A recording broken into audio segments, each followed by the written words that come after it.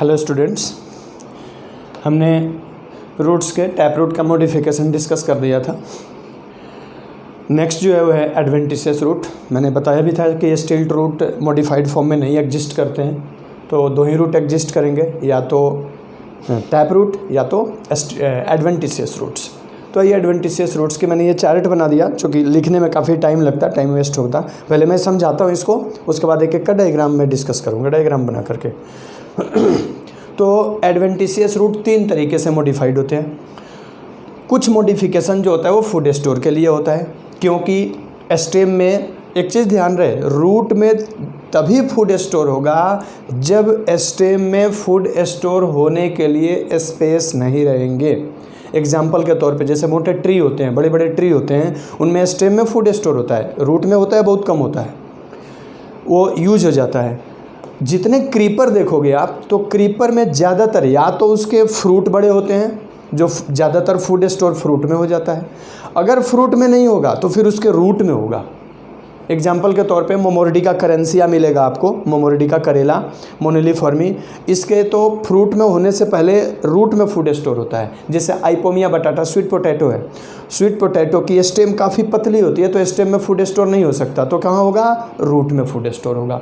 तो ध्यान रहे, ये फूड स्टोर उसी तरह के रूट, उसी रूट में होता है जिसमें स्टेम में फूड स्टोर होने की जगह नहीं होगी। लीफ में फूड स्टोर नहीं होती, because leaf is assimilatory part या फोटोसिंथेटिक रीजन। अगर लीफ में फूड स्टोर हो गया तो फोटोसिंथेसिस का रेट स्लो हो जाएगा, और होता भी है। जिस लीफ में फूड स्टोर होता है उसमें फोटोसिंथेटिक रेट जो होगा वो स्लो होता है। तो ये कंडीशन है। तो एक तो फूड स्टोर के लिए होता है, दूसरा मैकेनिकल सपोर्ट। मैकेनिकल सपोर्ट यानी कि क्लाइंबिंग के लिए या उसको सीधा खड़े रखने के लिए, उसमें प्रॉप रूट, स्टिल्ट रूट मिलेगा, और तीसरा और क्लाइंबिंग रूट, और चौथा है वाइटल फंक्शन। कुछ लाइफ सपोर्टिंग सिस्टम होती हैं, उनमें वाइटल यानी जीवन के लिए ज़रूरी, अगर वो फंक्शन ना रहे तो वो प्लांट सर्वाइव नहीं करेगा। तो ये तीन तरीके का मॉडिफिकेशन है, फूड स्टोर के लिए, मैकेनिकल सपोर्ट के लिए और वाइटल फंक्शन के लिए। आइए पहले देखते हैं फूड स्टोर के लिए। फूड स्टोर के लिए देखो कौन कौन से हैं। सबसे पहले ट्यूबरस। ट्यूबरस रूट की खासियत ये होती है कि इसमें कोई डेफिनिट शेप साइज़ नहीं होता है। एक चीज़ ध्यान रखना, don't be confused, tuberous root tap root का भी मॉडिफाइड फॉर्म था और एडवेंटिशियस का भी है। तो टैप का तब था जब रूट में था, ये तब है जब उसके स्टेम से रूट निकलती है। एडवेंटिशियस है चूँकि स्टेम के नोड से ये रूट निकलता है, तो इसमें भी स्टेम के नोड से ये रूट निकलता है स्वीट पोटैटो के। अभी डायग्राम बना के मैं बताऊंगा। स्वीट पोटैटो की स्टेम को कट करके और उसको लगा दिया जाता है, उसी स्टेम से उसके रूट निकलते हैं ज़मीन में और उसी में पोटैटो लगते हैं, स्वीट पोटैटो लगते हैं, आइपोमिया बटाटा। तो स्वीट पोटैटो का कोई डेफिनिट शेप साइज़ नहीं होता है, आपने देखा भी होगा। पोटैटो, स्वीट पोटैटो का कोई डेफिनिट शेप साइज नहीं होता है, लेकिन पोटैटो जो है वो स्टेम है, स्वीट पोटैटो रूट है, क्योंकि पोटैटो में नोड और इंटर नोड्स होते हैं, जबकि स्वीट पोटैटो में नोड और इंटर नोड्स नहीं होते हैं। हालांकि ये क्वेश्चन पूछा जाता है कि potato and sweet potato both are under the ground, however potato is a stem while sweet potato is root. तो इसका एग्जैक्ट आंसर यही होता है कि potato has the characteristic feature of stem is presence of nodes and internodes. Potato has nodes and internodes. Potato has eyes like a structure that has axillary buds, and it is also called node. The presence of node and internode is characteristic feature of stem that are found in potato, while in sweet potato there will be no any nodes and internodes, no any axillary buds. Clear? ये होता है potato में। Eyes like जो structure होता है वो उसकी axillary buds होती हैं। दो आइज लाइक के स्ट्रक्चर के बीच में के पोर्शन को इंटरनोड कहते हैं और आइज लाइक के स्ट्रक्चर को नोड कहते हैं। वो स्ट्रक्चर पोटैटो, स्वीट पोटैटो में नहीं होता है, इसलिए पोटैटो स्टेम है और स्वीट पोटैटो रूट है। तो एक हो गया ट्यूबरस रूट, कोई डेफिनिट शेप साइज नहीं होता है। दूसरा फेसिकुलेटेड। जब ट्यूबरस रूट क्लस्टर में हो जाए, एक जगह ग्रुप में आ जाए, 2 4 5 एक जगह ग्रुप में लग जाए, तो उसको हम फेसिकुलेटेड रूट बोलते हैं। डहलिया में और एस्पेरेगस में पाया जाता है। क्लियर? इसके बाद है पामेट रूट। ये पाम शेप में हो जाता है, जैसे ये पाम है हम लोगों का, तो देखने में इस तरह से ऐसे एक इधर एक इधर एक इधर एक इधर। अब ये स्ट्रक्चर बनाएंगे इसका, पामेट पाम लाइक स्ट्रक्चर में हो जाएगा, फिंगर लाइक स्ट्रक्चर में जब लग जाए यही ट्यूबरस रूट, तो उसको पामेट बोलते हैं। ठीक है? और किस में पाया जाता है ये लिख रखा है हमने, ORCHIS, ऑर्किस। Don't confuse between orchid, orchid अलग है, वो पैरासिटिक में आएगा, ये ऑर्चिस है। अच्छा, इसके बाद tuberous root, sorry palmate root हो गया। पामेट के बाद है मोनिलीफॉर्मी। मोनिलीफॉर्मी में क्या होता है, एक फ्रीक्वेंट इंटरवल, जैसे एक स्वेलिंग होगा फिर नॉर्मल फिर स्वेलिंग फिर नॉर्मल, फ्रीक्वेंट इंटरवल पे स्वेलिंग होगी। ये मोमोर्डी का करेंसी अभी बता रहे थे, करेला में होता है और पोर्टुलाका में होता है ये। क्लियर। नोडुलोज, ये टिप पे स्वेलिंग हो जाती है, नोड लाइक हो जाती है। एरोरूट या कुरकुमा अमांडा, जिसको हम मैंगो जिंजर बोलते हैं। कुरकुमा अमांडा साइंटिफिक नेम है, मैंगो जिंजर उसका लोकल नेम है। इसके बाद है एनुलेटेड, ये रिंग लाइक स्वेलिंग होगी। जैसे हम लोगों के वॉश बेसिन का पाइप होता है, नीचे रिंग लाइक उठा हुआ रहता है, वैसे ही रिंग लाइक स्वेलिंग में ये रूट बनती है। इसको हम बोलते हैं एनुलेटेड रूट। सिफाइलिस में पाया जाता है ये। तो ये थे फूड स्टोर के लिए। मैकेनिकल सपोर्ट, मैकेनिकल सपोर्ट में पहले तो हो गए प्रॉप रूट। बनाना ट्री में देखा होगा आपने, बनाना ट्री में ये देखा होगा कि मोटे मोटे पिलर लाइक स्ट्रक्चर लगे रहते हैं, स्टेम से निकलते हैं, और उस पिलर लाइक स्ट्रक्चर को हम प्रॉप रूट कहते हैं। ब्रांचेज बड़ी होने लगती है तो उस ब्रांचेज को सपोर्ट करने के लिए ये प्रॉप रूट लगता है। रबर में भी होता है, ध्यान रहे फिकस में दो है, ficus benghalensis banyan tree, ficus religiosa peepal, दोनों में होता है। रबर में भी होता है, हेविया ब्राजिलियंसिस रबर प्लांट में भी होता है। स्टील्ट रूट मेज में देखा होगा, मेज के ज़मीन के ऊपर जो नोड होते हैं, मेज में बाजरे में भी होता है, छोटे छोटे बड़े बड़े छोटे छोटे ये स्ट्रक्चर निकले होते हैं, उसके हर नोड से रिंग लाइक चारों तरफ से निकले होते हैं, उसको हम बोलते हैं स्टील्ट रूट। मेज में मिलेट्स यानी ज्वार बाजरे में होता है, शुगर केन में भी होता है।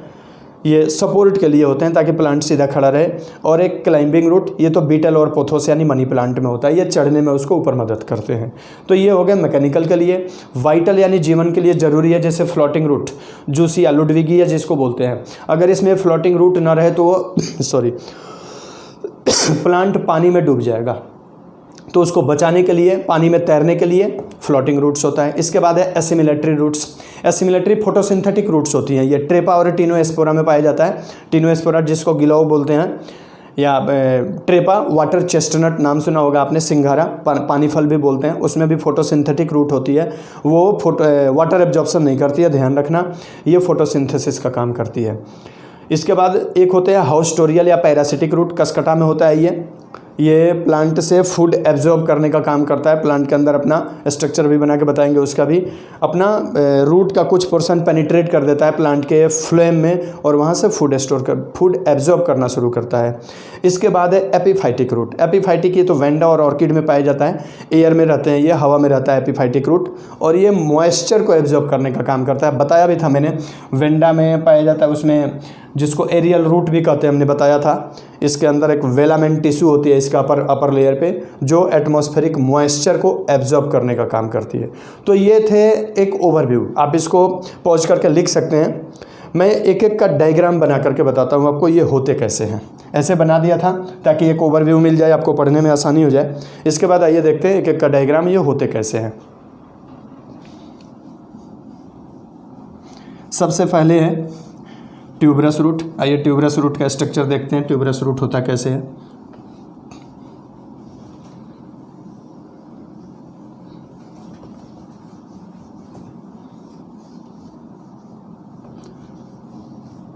ट्यूबरस रूट को अगर देखा जाए तो जैसे मान लो सपोज दैट ये ग्राउंड सरफेस हो गया, जनरली ये अंडर द ग्राउंड होते हैं। क्रीपर होता है इसका प्लांट, तो इसके प्लांट जो होते हैं ज़मीन से ऊपर इस तरह से क्रीपिंग करते हुए निकलते हैं ये,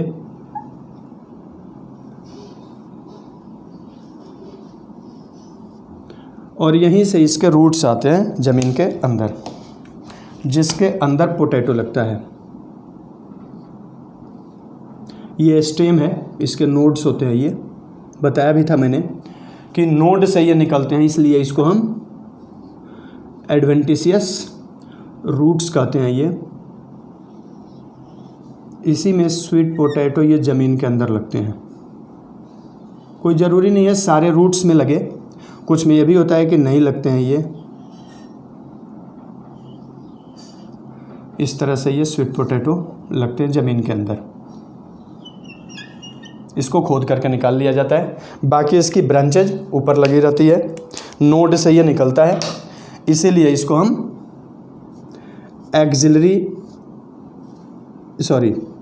एडवेंटिशियस रूट्स नाम देते हैं।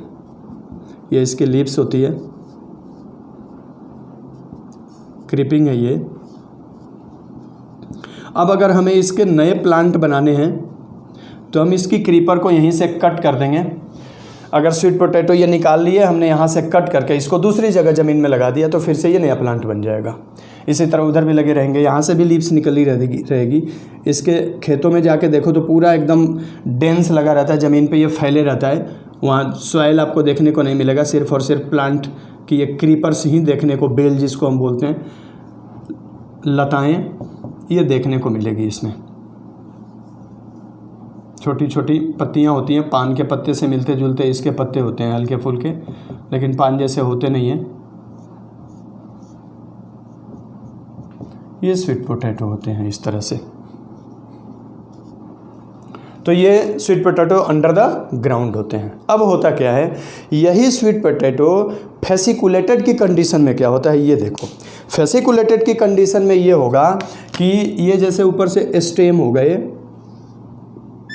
ये ऊपर स्टेम हो गए, और इसी स्टेम में ये क्लस्टर में लग जाती है।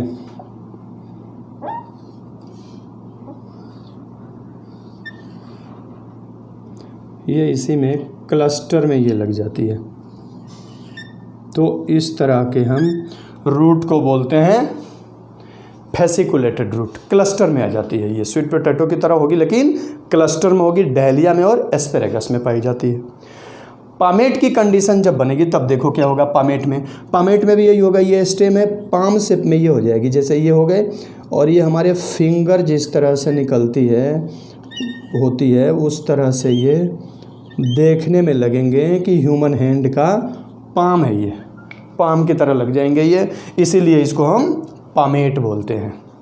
पाम शेप में हो जाते हैं, ह्यूमन हैंड के पाम लाइक स्ट्रक्चर में हो जाते हैं, तो उसको हम पामेट बोलते हैं। और किस में पाया जाता है ये? मोनिलीफॉर्मी में देखो क्या होगा। मोनिलीफॉर्मी में एक फ्रीक्वेंट इंटरवल पे स्वेलिंग होती है। मोनिलीफॉर्मी में देखो क्या होगा, ये जैसे स्टेम हो गए, ये सारी स्टेम से निकलती है जी।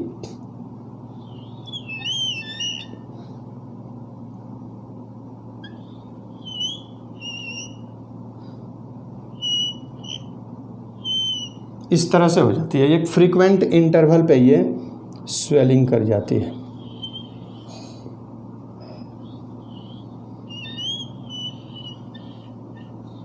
इस तरह से हो जाती है, तो इसको बोलते हैं हम मोनिलीफॉर्मी रूट। ये हो गया फर्स्ट वाले का। फेसिकुलेटेड का एग्जाम्पल हो गया, ये फेसिकुलेटेड का डायग्राम हो गया, ये पामेट का हो गया, मोनिलीफॉर्मी हो गया। मोनिलीफॉर्मी में इरेगुलर, एक फ्रीक्वेंट इंटरवल पे स्वेलिंग होगी, एक फ्रीक्वेंट इंटरवल पे। करेला किसी के यहाँ बोया गया हो तो उसका रूट निकाल के देख लेना, इसी तरह का रूट उसका निकलता है, स्टेम से निकलता है। इसके बाद नोडुलोज देखो। नोडुलोज में क्या होता है कि टिप पे स्वेलिंग होती है नोडुलोज में, यानी कि ये स्टेम से वो भी निकलेगा, ये ऊपर का स्टेम हो गया और इस तरह से इसकी रूट्स निकलती हैं और ये टिप पे स्वेलिंग हो जाती है, इसी को बोलते हैं नोडुलोज। नोडुलोज जो होता है वो मैंगो जिंजर एरो रूट में पाया जाता है। और लास्ट जो है वो है एनुलेटेड। इसमें देखो क्या होता है एनुलेटेड में। एनुलेटेड में ये होगा, ये भी स्टेम से ही निकलेगी, रिंग लाइक स्वेलिंग होगा।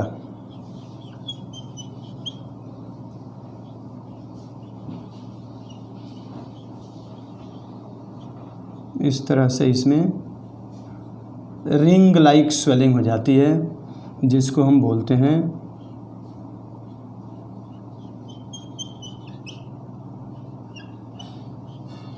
एनुलेटेड। देखने में लगेगा कि ये छल्ले हैं, एक के ऊपर एक अरेंज है। रिंग लाइक स्वेलिंग हो जाती है रूट्स में, सिफेलिस पे होता है। तो ये 5 तरह की स्वेलिंग होती है, 6 तरह की।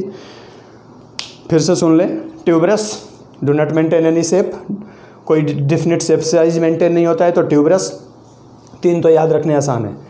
ट्यूबरस, स्वीट पोटैटो याद रखिए। जब क्लस्टर में ट्यूबरस हो जाए तो फेसिकुलेटेड, और जब पाम शेप में हो जाए तो पामेट। फेसिकुलेटेड का एग्जांपल बता दिया था मैंने, डहलिया और एस्पेरेगस, और इसका ऑर्किस हो गया पामेट का। इसके बाद याद रखना इसको, मोनिलीफॉर्मी। मोनिलीफॉर्मी एक फ्रीक्वेंट इंटरवल पे स्वेलिंग होगी, स्वेलिंग एट फ्रीक्वेंट इंटरवल्स। मोमोरिडी का करेंसी या करेला याद रखें, इसमें आसान है याद रखना। नोडुलोज स्वेलिंग एट टिप, नोड बन जाएगा, टिप बन जाएगा। एग्जाम्पल इसका भी याद रखें, कुरकुमा अमांडा, एरोरूट याद रखें। और annulated ring like swelling, ring like swelling हो गया, सिफेलिस में होता है। तो ये हो गए फूड स्टोर के लिए, सब में फूड स्टोर होता है, क्योंकि इनके स्टेम में फूड स्टोर होने के लिए सफिशिएंट स्पेस नहीं हो पाता है, लीफ में फूड स्टोर हो नहीं सकती। तो ये थे फॉर फूड स्टोर। क्लियर, आप इसको भी पॉज करके बना सकते हैं, ड्रॉ कर सकते हैं इसमें। इसके बाद ये देखते हैं मैकेनिकल सपोर्ट वाले का, मैकेनिकल सपोर्ट।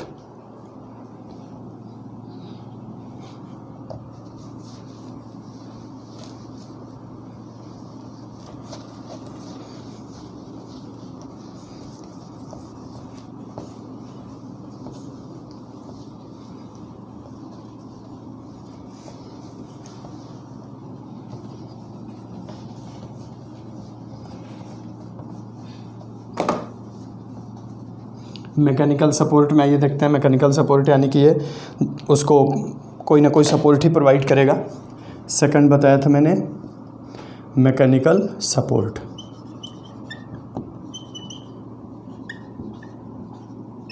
अब इसमें देखो क्या है, फर्स्ट है प्रॉप रूट। प्रॉप रूट में देखो होता क्या है, प्रॉप रूट बताया था फिकस रिलीजियोसा या फिकस बेंगालेंसिस में होता है। होता क्या है कि ये लार्जर ट्री होते हैं, हेवी होते हैं, ये इनके प्लांट्स भी हेवी होते हैं। ये ब्रांचेस निकलना इस तरह से शुरू होती है इसकी लेटरल। एक्चुअल में होता क्या है कि इसमें ग्रोथ जो होता है वो डेलिक्विसेंट ग्रोथ होता है। कुछ समय बाद क्या होता है कि एपिकल जो बर्ड्स होती है उनमें ग्रोथ रुक जाता है और लेटरल बर्ड्स जो होती हैं उनमें ग्रोथ कंटिन्यूड रहता है। अब ये ब्रांचेज इधर की नहीं, मैं इधर ऊपर नहीं जाएगा, ये इधर फिर लेटरल में आएगा, इधर भी आएगा ये। अब ये ब्रांच जब ज़्यादा जाने लगेगी आगे तो ये रहेगा कि यहाँ से ग्रेविटेशनल फोर्स लगेगा, ये टूट जाए या यहाँ से टूट के अलग हो जाए। इसलिए इसमें क्या होते हैं कि यहीं से ये थ्रेड लाइक मोटे मोटे पहले स्ट्रक्चर निकलना ये शुरू हो जाते हैं।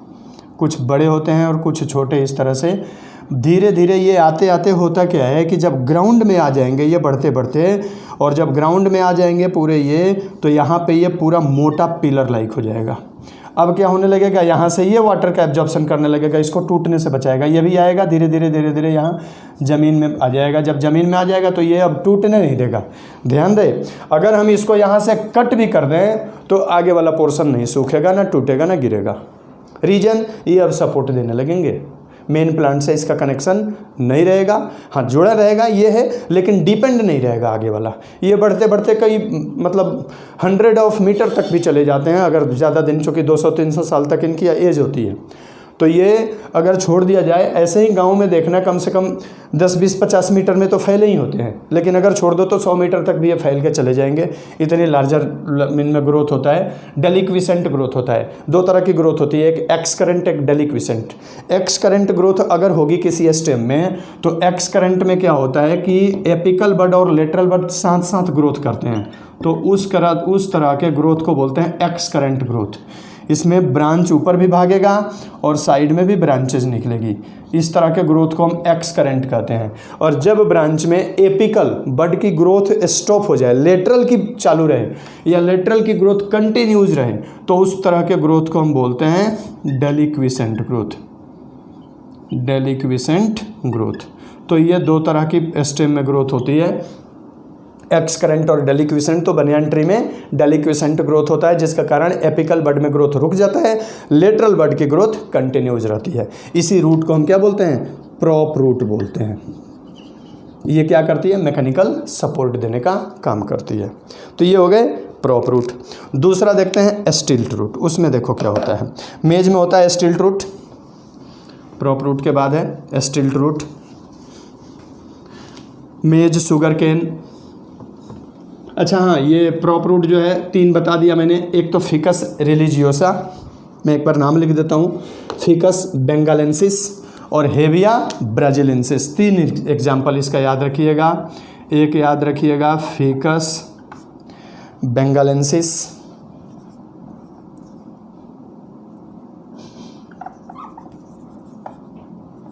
Ficus benghalensis banyan tree. दूसरा याद रखना फिकस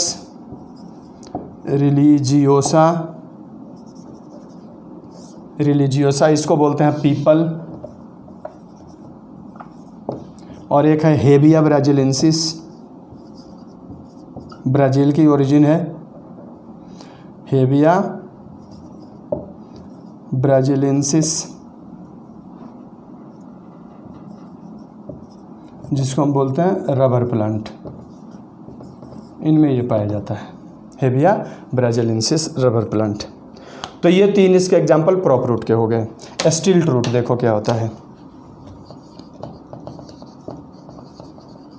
ऐसे स्टिल्ट रूट मैंने बताया था कि मेज में जनरली होता है। मेज का जो स्टेम होता है देखना इस तरह से, अगर ज़मीन से निकला हुआ है ऊपर, तो इसमें एक तो ज़मीन पे यहीं पे लगा रहेगा नोड, यहाँ पे भी लगा रहता है, यहीं पे ये ब्राउन कलर के इस तरह से निकले रहते हैं, यहाँ से भी निकले रहते हैं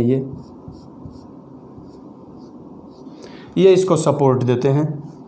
कुछ में तो 3rd स्टेज तक भी आ जाता है, बाजरे वजरे में देखना। ये शुगर केन में भी होता है, शुगर केन का भी स्टेम जब ये, तो इसी को हम बोलते हैं स्टिल्ट रूट। शुगर केन का भी पौधा है, वो भी जब ज़मीन से इस तरह से ऊपर जाने लगता है तो इसमें भी मैकेनिकल सपोर्ट की ज़रूरत पड़ती है। इसमें भी इस तरह से बड़े लगे रहते हैं। इसमें भी ये शुगर केन गन्ने का जूस निकालने वाले के यहाँ चले जाना, देखना वो कई बार निकाल इसको साफ़ करता है काट के, इसको स्टिल्ट रूट बोलते हैं। ये मेनली इसीलिए होता है ताकि मेज का प्लांट हो, चाहे बाजरे का प्लांट हो या फिर शुगर केन का प्लांट हो, वो सीधा खड़ा रहे, अदरवाइज़ गिरने के चांसेस हो जाते हैं। तो इसको बोलते हैं हम स्टिल्ट रूट। प्रॉप रूट हो गए, स्टिल्ट रूट हो गए। एक होता है क्लाइंबिंग रूट।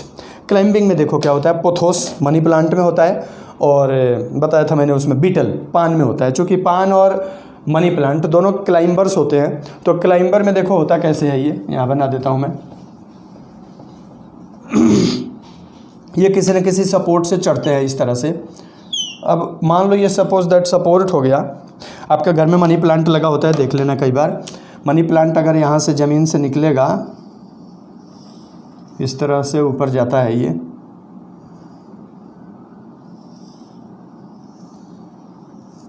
तो इसमें यहाँ पे हुक लाइक स्ट्रक्चर निकला रहता है जो इस मेन प्लांट से अटैच रहता है। ये मेन प्लांट से अटैच रहेगा ये, और इसी में उसके पत्ते निकलेंगे।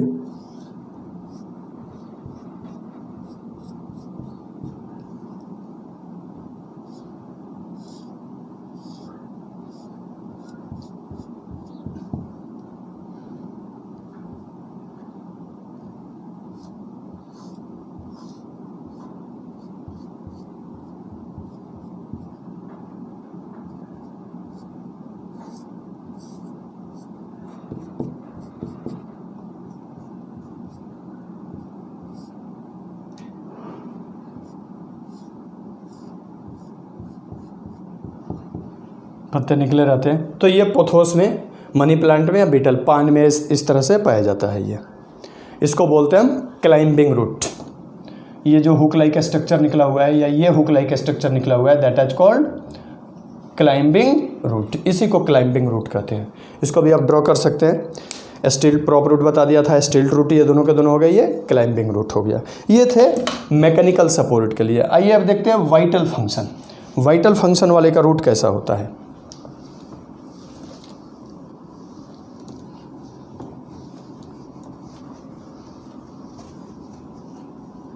वाइटल फंक्शन में पहले बताया था मैंने फ्लोटिंग रूट, ये जूसिया या लुडविगिया में पाया जाता है। ये पानी के अंदर फ्लोट करने में हेल्प करता है, इसलिए भी नाम है फ्लोटिंग रूट्स। इसको बोलते हैं वाइटल फंक्शन। वाइटल फंक्शन यानी कि ज़रूरी, ज़िंदगी के लिए ज़रूरी है। अगर ये ना रहे तो फिर वो अपना नॉर्मल लाइफ सर्वाइव नहीं कर सकता है।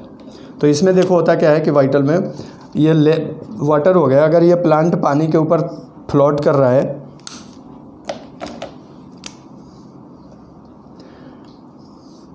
पानी के ऊपर इस तरह से इसमें फ्लोटिंग रूट्स अगर निकली हुई है ये, अब इसमें ये यहाँ से जो रूट्स निकलती है ये पानी के ऊपर इसको तैरने में मदद करती है। ये रूट्स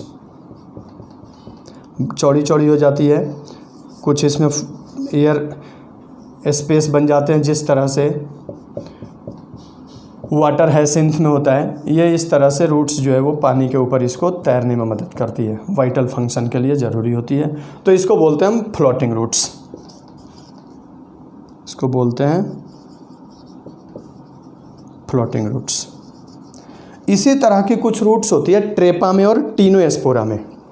टीनोस्पोरा के भी रूट्स अगर देखोगे तो उसमें भी यही मिलेगा कि फोटोसिंथेटिक होती है उसकी रूट्स, और इसमें क्लोरोफिल डेवलप हो जाता है, और क्लोरोफिल के कारण ये पानी पे तैरती भी है और फोटोसिंथेसिस भी करती है, इसलिए इसको फोटोसिंथेटिक रूट्स कहते हैं। हालांकि ध्यान रहे, डोंट बी कंफ्यूज, लीफ से भी फोटोसिंथेसिस होता है, कम होता है, हल्की रेडिश कलर की लीव्स होती है। कभी जा करके ट्रेपा के प्लांट को देख लेना, पानी में हल्की रेड रेड कलर की होती है। उसके जो भी अगर डार्क ग्रीन लीफ है तो उसमें फोटोसिंथेसिस ज़्यादा होता है, और जो इसके ऊपर का पोर्शन होता है पानी के ऊपर का,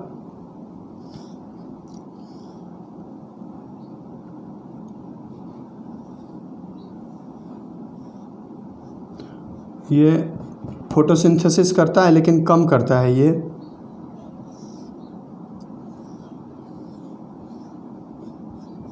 जिसके कारण इसके फोटोसिंथेसिस इसके रूट्स कर लेते हैं।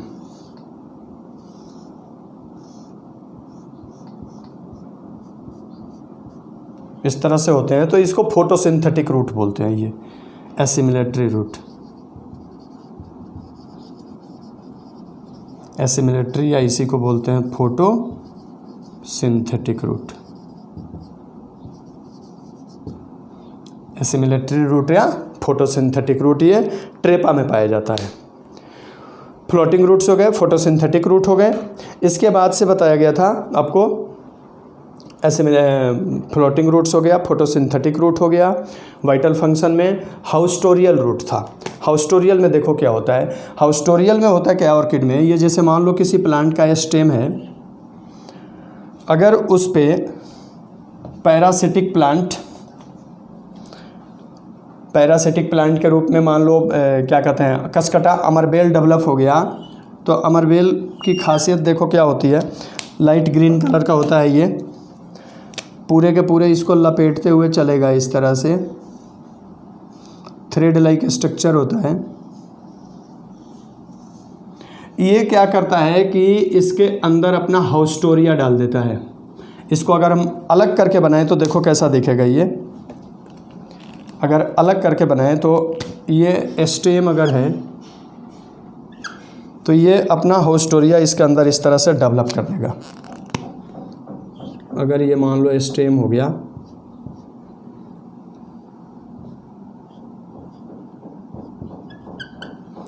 अब हाउस्टोरिया देखो इसका कैसे आएगा इसके अंदर।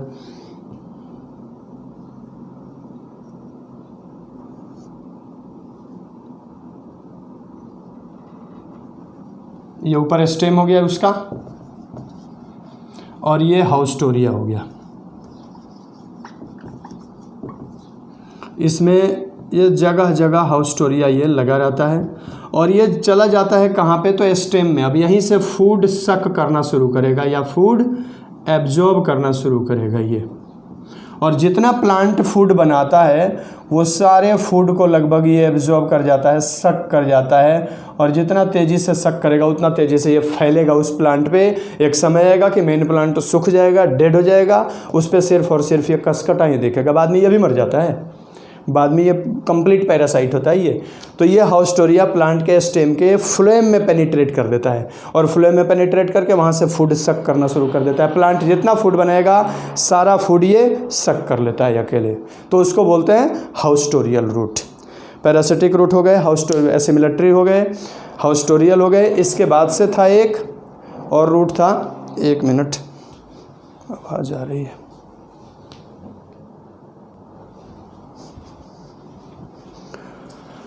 हाँ जी, तो एक था लास्ट बताया था मैंने एपिफाइटिक रूट जो वेंडा में पाया जाता है। वेंडा का भी बताया था मैंने कि वेंडा का जो प्लांट होता है epiphytic in the sense that वो किसी न किसी पौधे के ऊपर ग्रो करता है। अगर कोई मान लो ये स्टेम है, इसी के ऊपर अगर वेंडा ग्रो कर रहा है तो इसके जो लीव्स होती है वो तो ऊपर रहेगी इस तरह से, लीव्स जो होती है वो इसके ऊपर इस तरह से लगी रहती है।